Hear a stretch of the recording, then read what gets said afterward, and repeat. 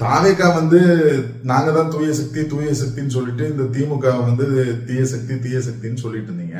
அப்போ இந்த திமுக தீய சக்தி என்ன செஞ்சுச்சோ அதையே இந்த தாவேகா தூய சக்தி செஞ்சுச்சுன்னா இந்த தூய சக்தி தீய சக்தியா மாறிடாத.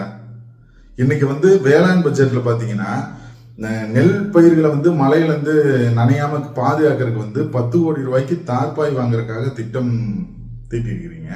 இதையே தான் இந்த திமுக தீய சக்தியும் செஞ்சுச்சு. அப்போ இன்னைக்கு அதையே இந்த தாவேகாவும் இன்னைக்கு செய்யுது.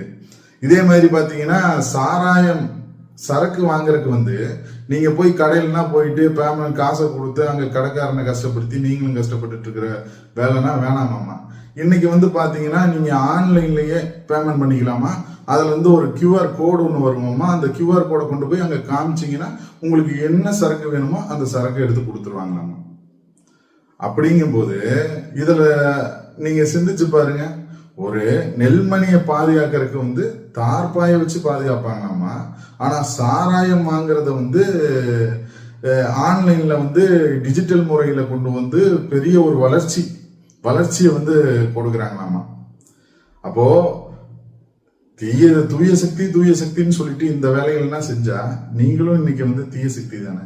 இந்த திமுக தீய சக்தி செய்ததையே தானே இன்னைக்கு ஒரு படி மேல போய் இந்த தாவேகா தூய சக்தின்னு சொல்லிட்டு இன்னைக்கு வேலையை செய்றீங்க. அப்போ இன்னைக்கு நீங்க தான் தீய சக்தி, நீங்களும் ஒரு தீய சக்தி தான்.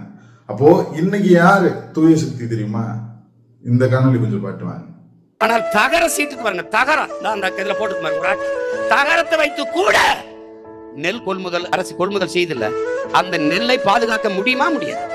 ஒரு தகர சீட்டை போட்டு அப்படி ஒரு குடோன் மாதிரி கட்டி சேமிப்பு கிடங்க கட்டி பாதுகாக்க முடியாதா?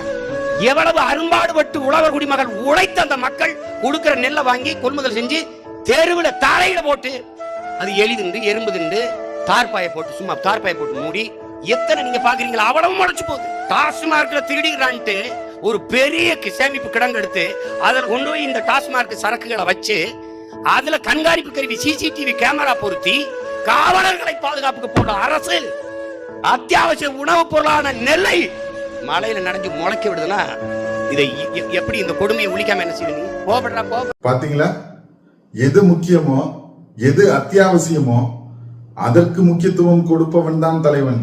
இந்த நிலத்துல முக்கியமானதற்கு முக்கியத்துவம் கொடுப்பவன் அண்ணன் சீமான் மட்டும்தான். பல டன் நெல்மணிகள் போன மாதம் எரிந்து சாம்பலாச்சு. ஆனா அதற்கு ஒரு குடோனை கட்டி விவசாயிகள் உழைச்சு வேர்வையை சிந்தி கொடுக்கிற நெல்மணிகளை பாதுகாக்கணும் அப்படின்னு இங்க யாருமே சிந்திக்கல. அப்படிங்கும் போது அண்ணன் சீமான் மட்டும்தான் அதை பத்தி சிந்திக்கிறாருன்னா மக்களுக்கு எது அத்தியாவசியமோ அதை அண்ணன் சீமான் மட்டும்தான் சிந்திக்கிறார், மக்களுக்கு கொடுக்கணும்ட்டு. அதனால்தான் சொல்றோம், இந்த மண்ணின் ஒற்றை தலைவன் அண்ணன் சீமான் தான். சிந்திப்போம் தமிழா.